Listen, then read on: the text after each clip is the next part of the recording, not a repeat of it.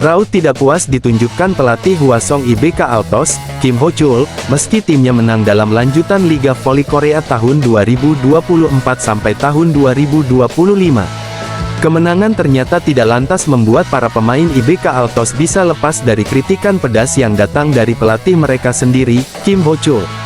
Dalam pertandingan terkini Liga Voli Korea tahun 2024 sampai tahun 2025, Rabu tanggal 6 November tahun 2024 kemarin, IBK Altos mendapatkan hasil manis saat melawan GS Caltex Seoul KIXX.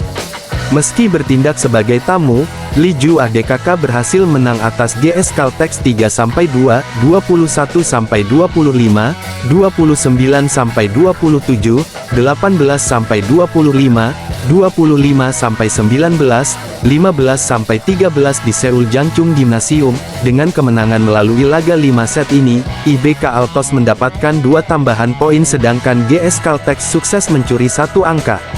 Alih-alih mengapresiasi kinerja para pemain, Kim Ho-chul sebagai pelatih IBK Altos justru merasa kecewa dan tak sungkan memberikan kritikan tajam. Rasa marah dan kecewa ini hadir karena tambahan 2 poin ini tidak cukup untuk menempel Daejeon Jungkwanjang Red Spark di papan klasemen. Tim yang diperkuat oleh pemain Indonesia tersebut masih bertengger di peringkat ketiga klasemen sementara dengan raihan 9 poin. 2 poin yang didapatkan dari laga melawan GS Caltex ini tidak cukup untuk membuat IBK Altos menempel Red Spark yang kini berjarak 2 poin, mengoleksi total 7 poin. IBK Altos berada di peringkat keempat di mana mereka harus berjuang lebih keras lagi untuk masuk zona playoff. Bagi Kim, para pemainnya banyak kehilangan konsentrasi sehingga harus menuntaskan laga ini dengan jalan panjang, alih-alih bisa menang cepat. Saya kecewa dengan para pemain, kata Kim, dilansir bolasport.com dari laman tes Pique, mereka membuat segalanya menjadi sulit ketika mereka seharusnya bisa bermain dengan mudah. Pasti ada masalah dengan manajemen stamina, tapi saya pikir mereka kehilangan banyak konsentrasi, imbuhnya. Victoria dan Chak masih menjadi andalan IBK Altos di laga ini di mana dia menorehkan total 32 poin. Tambahan 32 poin ini membuat penyerang asal Ukraina tersebut kian mengukuhkan diri sebagai salah satu pesaing berat Megawati di daftar klasemen.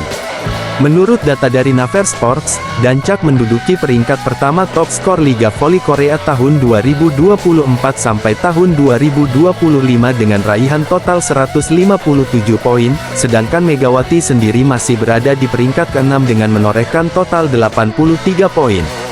Kemenangan atas GS Caltex menghadirkan banyak evaluasi bagi Kim di mana dia berharap anak asuhnya selalu memberikan yang terbaik di lapangan. Kami harus mengerahkan banyak tenaga untuk mencetak setiap poin, tetapi saya pikir para pemain menganggapnya terlalu enteng, ucap Kim. Tentu saja, saya mengapresiasi para pemain yang telah bekerja keras dalam jadwal yang melelahkan dan sulit. Tetapi kami perlu memperbaiki area-area ini, tuturnya menambahkan. Lionel Messi akan segera mendapatkan penghargaan langka yang bahkan tidak mampu didapatkan oleh rival abadinya, Cristiano Ronaldo. Cristiano Ronaldo dan Lionel Messi bisa dibilang merupakan 2 pesepak bola terbaik saat ini. Persaingan mereka selalu menjadi bahan perdebatan yang tidak ada hentinya.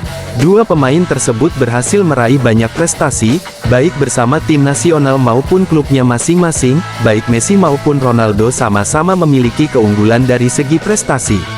Messi sampai saat ini masih menjadi satu-satunya pemain yang berhasil meraih 8 trofi Ballon d'Or.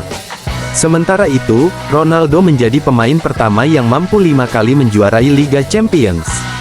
Ronaldo juga merupakan top scorer sepanjang masa dalam level sepak bola internasional.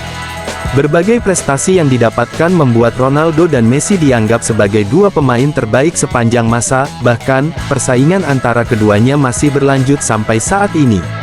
Padahal, usia kedua mega bintang itu sudah hampir menyentuh 40 tahun. Baru-baru ini, Messi bahkan kembali dikabarkan akan mengungguli Ronaldo dalam hal penghargaan. Menurut laporan jurnalis Fabrizio Chica via Tribuna, Messi dikabarkan akan mendapat penghargaan langka dari Brasil. Penghargaan tersebut berupa jejak kaki La Pilga yang akan ditempatkan di Walk of Fame Stadion Maracana. Walk of Fame sendiri merupakan bagian dari Stadion Maracana yang berisi jejak kaki para pemain terbaik dunia. Hanya ada 3 pemain yang jejak kakinya berada di sana yaitu Pelé, Garrincha, dan Ronaldo Nazario.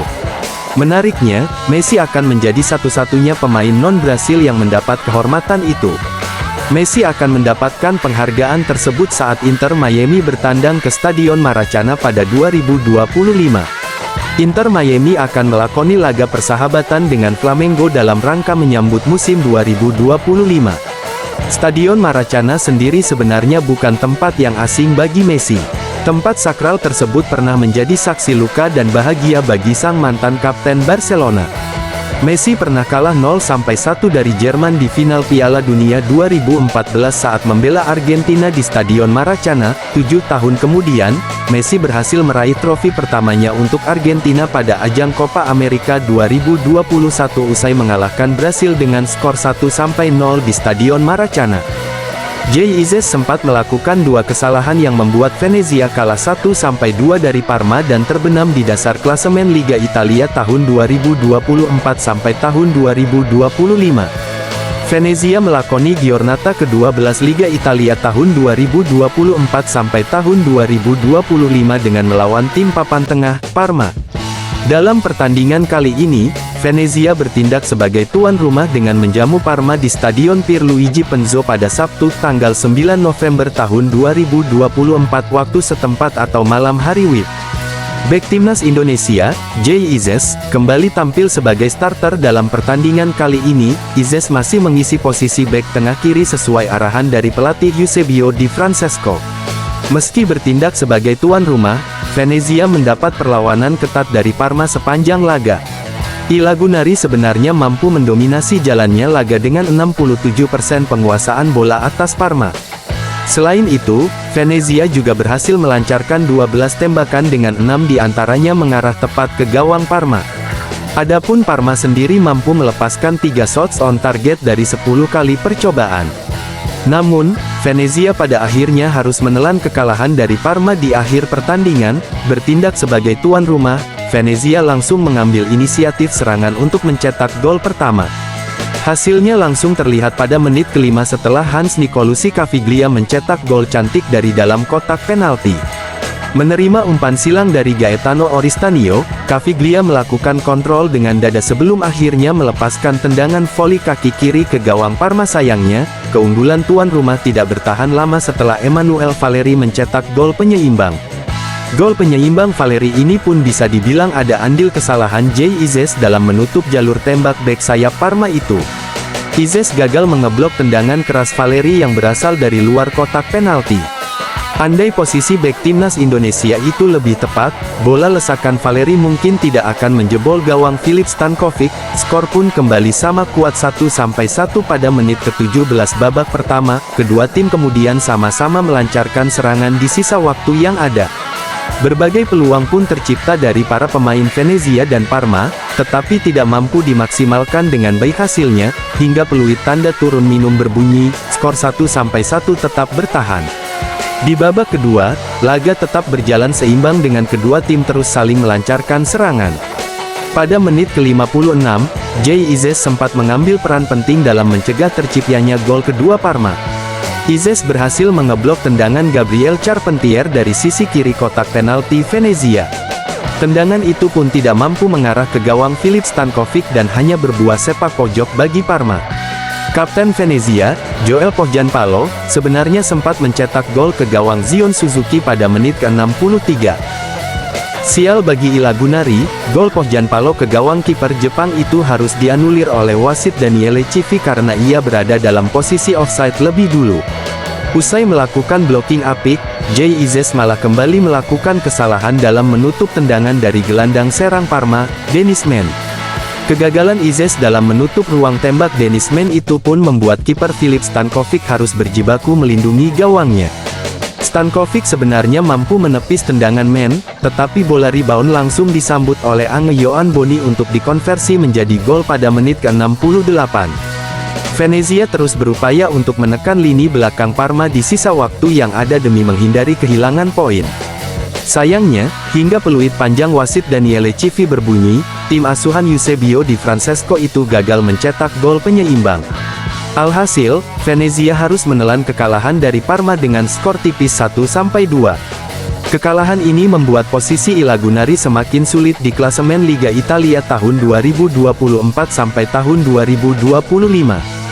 JIZS DKK, semakin terbenam di dasar klasemen karena hanya mampu mengumpulkan 8 poin dari 12 pertandingan. Venezia hanya mampu mencatatkan 2 kemenangan dan telah menelan 8 kali kekalahan sepanjang musim ini. Selisih gol I Lagunari pun telah menyentuh angka -10 yang membuat mereka menjadi salah satu tim terburuk dalam bertahan di Liga Italia musim ini. Venezia 1-2 Parma, Hans Nicolucci Caviglia 5, Emanuele Valeri 17, Angelo Boni 68. Berikut susunan pemain Venezia vs Parma seperti dikutip bolasport.com dari laman resmi Lega Serie A. Venezia 3-4-2-1 35 Filip Stankovic, 27 Antonio Candela 79 Franco Carboni 84, 30 Michael Svoboda, 4 JIZS, 77 Mikael Ellertson 7 Francesco Zampano 46, 32 Alfred Duncan 38 Magnus Kofod Andersen 64, 14 Hans Nicolucci Caviglia, 10 John Yeboah 73, 5 Rigesiano Habs 9 Christian Gitjaer 85, 11 Gaetano Oristanio, 6 Gianluca Busio, 20 Joel Gianpaolo Pelati, Eusebio Di Francesco. Parma 4-2-3-1 31 Zion Suzuki, 20 Antoine Hainaut, 46 Giovanni Leoni, 4 Boton Balok 65, 15 Enrico Del Prato, 14 Emanuele Valeri, 16 Mandela Keita, 8 Nahuel Esteves 65, 19 Simon Sohem, 28 Valentin Mihaila 13 Angelo Boni 65, 98 Denis Men, 26 Woyo Kolibali 73, 7 Adrian Benedizat 9 Gabriel Charpentier 46, 22 Matteo Cancellieri. Pelatih, Fabio Peccia. Wasit, Daniele Civi.